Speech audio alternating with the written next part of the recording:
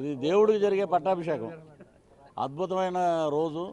ఆ రోజు కోసం మేము కళ్ళల్లో ఒత్తులేసుకుని ఎదురు చూశారు ఆంధ్ర రాష్ట్ర ప్రజలు. ప్రపంచంలో ఈ రోజున పిఠాపురం అంటే కాకినాడ పక్కన ఉన్న పిఠాపురం అంటే అన్నారు. అలా కాదు, ఈరోజు పవనాపురం అయిపోయింది.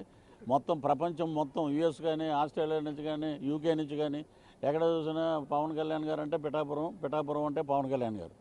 పిఠాపురం గడ్డ మీద మరి ఎన్ని మాటలు మాట్లాడాడు. ఆమెమో ఏడ్చేసి డిప్యూటీ సీఎం చేసేస్తానన్నాడు. మరి గెందు శ్రీనివాసుని ఎందుకు చేయలే, తిప్పల నాగిరెడ్డిని ఎందుకు చేయలే?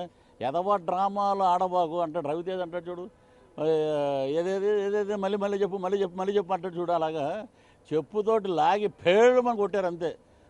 మూసుకుని కూర్చో, మా పరిపాలన చూసి గర్వపడు. ఎక్కడైనా నీకు పేదవాడి గురించి ఏదన్నా సంక్షేమం ఆగితే మాకు గుర్తు చేయి.